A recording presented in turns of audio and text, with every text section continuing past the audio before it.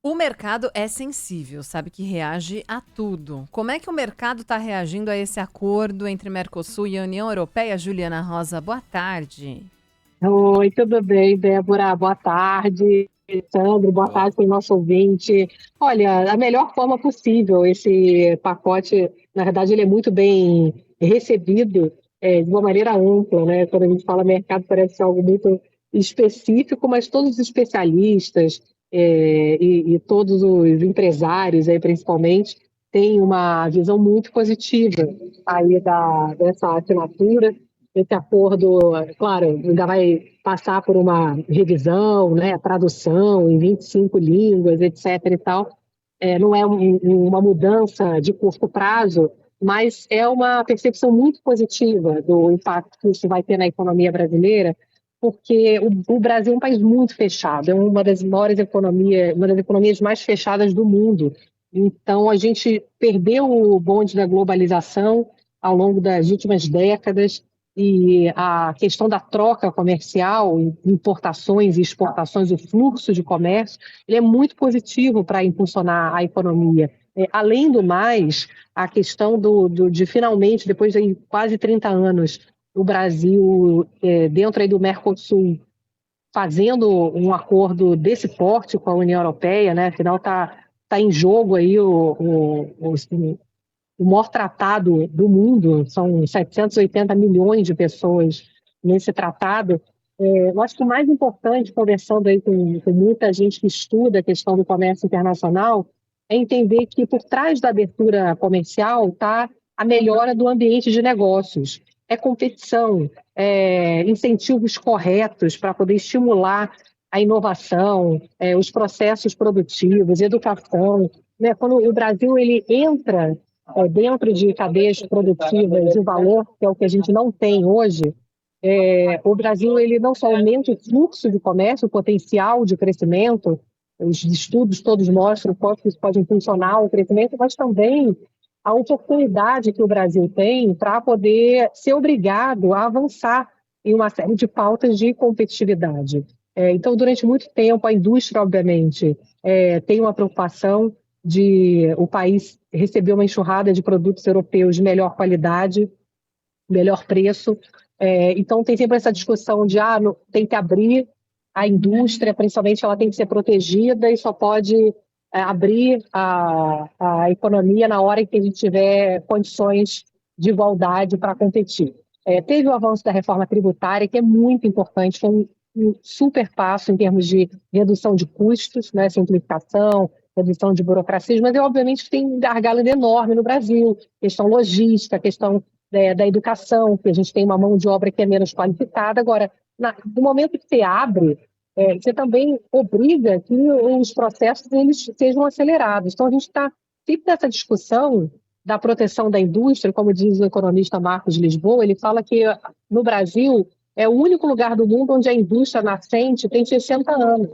Né? Qualquer lugar do mundo, você tem proteção da indústria, teve na Coreia do Sul, por exemplo, é sempre um exemplo que se faz Brasil com algum outro país que tinha renda parecida com a nossa que cresceu. A Coreia do Sul, ela tinha também subsídio à indústria, proteção, mas ela tinha um plano de aos poucos ir desmamando a indústria, ela ir sendo fortalecida e conseguindo aos poucos se aproveitar desse fortalecimento para ir para o mundo, para caminhar sozinha. Né? Então, certamente, a agricultura é o grande beneficiado hoje do Brasil, né? Entrando num mercado super protegido, que é o europeu, mas para a indústria também, é uma oportunidade para a gente poder ter avanços de produtividade que vão empurrar as decisões para que aquela coisa ou muda, e aí toma isso como incentivo para mudanças, para melhorias, ou a gente fica sempre parado esperando 60 anos no melhor momento. Então, não tem dúvida de que esse acordo é uma grande oportunidade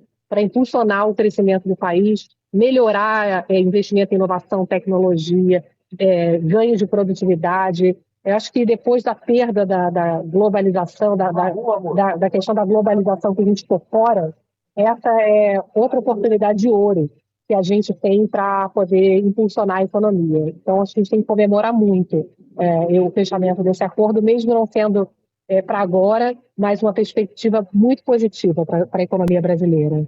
Ô Ju, eu queria tocar exatamente nesse ponto, né? Porque a gente tá falando aqui e tendo o cuidado de explicar isso. O acordo foi anunciado. Este é o acordo. Tem que ser ratificado pelo Congresso Brasileiro, pelos parlamentos dos outros países do Mercosul e pela Comissão Europeia, pelo Parlamento Europeu, não cada país, o que facilita um pouco as coisas. Mas para deixar muito claro para o ouvinte, que pode, não, então amanhã eu vou no mercado que eu vou comprar aquele azeite italiano, aquele vinho francês, ao mesmo preço que eu encontro na Europa, muito mais barato. Não é isso, né, Ju? Vai levar um pouquinho de tempo ainda. Sonho mesmo. Exatamente. Não, mas é importante porque é tudo um processo agora, né? Os parlamentos de cada país têm que ratificar, então tem um processo todo de tradução, como eu falei, dos idiomas, né? Para todos os idiomas, então o texto, enfim, não é um processo rápido. O que os especialistas estão falando é que é pouco provável que o acordo comercial entre a União Europeia e Mercosul, que foi sacramentado aí nesta sexta-feira, traga mudanças de curto prazo para a realidade econômica aqui do Brasil. Mas, obviamente, que com o passar do tempo, a gente vai começar a ver aumento da importação de bens da Europa para cá, exportação, o Brasil também sendo favorecido como um elo importante dentro das cadeias produtivas da Europa. Então, a gente tem hoje uma exclusão do Brasil dessas cadeias produtivas de valor muito grande. Então, se a gente imaginar que do comércio mundial a gente está ali representando, sei lá, 3% mais ou menos, que era o último dado que eu vi, olha, os 97% de oportunidade, o mundo trocando com todo mundo e a gente aqui no nosso quintal, né? Normalmente, países que têm mercados consumidores muito grandes, é o caso do Brasil, Estados Unidos também é muito assim, né? Eles se fecham muito, se protegem, porque já tem muita gente para comprar, né? Você tem um mercado consumidor grande. Países que são muito pequenos, o Chile, por exemplo, enfim, não tem opção, né? Ou ele vai para fora competir, ou ele não tem gente suficiente para vender para dentro. Então, naturalmente, a gente se fecha, né? Faz parte da nossa história. Ao mesmo tempo, é isso. Em algum momento, você se protege, se fecha, mas tem que ter políticas para que essas empresas elas também possam competir lá fora. Então, uma questão séria da economia brasileira é que a gente tem muita empresa com pouca produtividade, baixa produtividade. Empresas que não tivessem proteção, elas nem existiriam. Isso é ruim para o consumidor também, né? Ele compra um produto pior, ele compra um produto mais caro. Então, a gente está travado nessa questão da proteção há muito tempo. Então, isso não é abrir de qualquer jeito, obviamente, senão você quebra tudo, né? A reforma tributária acho que foi um passo importante para avançar nessa discussão de abertura e tem uma série de gargalos, obviamente, né, logísticos, mas acho que é isso, é tal do ovo da galinha, né? Chega uma hora que o que vai na frente, o que é primeiro. Então, se a gente tem uma grande oportunidade, é também uma forma de pressionar para falar, olha, agora os europeus vêm para cá, ou a gente inova, ou a gente aprova, né, ou a gente vai morrer, né? É questão de sobrevivência. É. Hoje, Então, acho que a gente tem um potencial gigantesco, não de curto prazo, mas certamente é um divisor de águas aí no potencial de crescimento econômico. Ô Ju, você sabe que eu estou olhando a cotação do dólar neste momento, com esses anúncios. O dólar comercial está subindo 0,8%, vale R$ 6,06. Dólar turismo, agora R$ 6,28. E aí tem até ouvintes brincando aqui. Dólar caiu para 6 e pouco. Uhul, agora vai. Ainda no mundo dos sonhos, que o Sandro perguntava em relação a vamos comprar vinho ao mesmo preço que é vendido na Europa. Agora o dólar vai despencar. É ainda uma realidade distante, né? O dólar tem subido bastante com esse acordo divulgado hoje.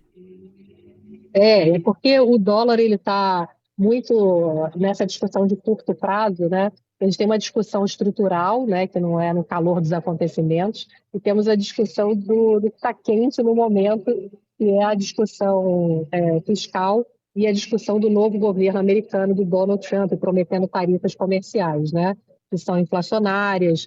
Então, isso faz com que a perspectiva de que o Banco Central americano possa demorar mais tempo para cortar juros, faz com que o dólar fique valorizado. Então, temos aí nossas questões fiscais, temos a questão do Donald Trump, que acaba fazendo com que o dólar fique mais pressionado nesse patamar dos R$ 6. Agora, uma coisa são essas questões de curto prazo, né? Outra coisa é o potencial mesmo de crescimento, né? Se a gente fala hoje que o Brasil já melhorou o potencial de crescimento no pós-pandemia, teve muita empresa que também tá vendo, foi obrigada a investir em tecnologia e ir para os aplicativos, né? Vender pela internet, promover o ganho de eficiência. A gente hoje no Brasil, se falava antes da pandemia que a gente podia crescer 1,5% com a inflação baixa. Agora se fala que a gente pode crescer até 2,5%. Então, isso é um ganho estrutural, né? Houve investimento em tecnologia, houve investimento em reformas estruturantes ao longo do tempo, de crédito, a reforma trabalhista. Então, essa é uma outra oportunidade estrutural que não deixa de ser positiva, apesar de, no curto prazo, termos aí essas questões de preocupação com a inflação local, né, com o gasto público no Brasil, que está muito forte, e a questão do Donald Trump prometendo tarifar todo mundo e, com isso, aumentar os preços na maior economia do mundo, se valoriza o dólar e tal. Então, uma coisa, o estresse do momento, né, ele não está conectado à performance e avaliação positiva desse acordo União Europeia-Mercosul. Muito bem, Juliana Rosa volta a conversar com a gente na segunda-feira. Fim de semana vai folgar, descansar. E aí, semana que vem tem mais. Ju, obrigada, um beijo pra você, até lá. Um beijão, bom fim de semana para vocês também. Valeu.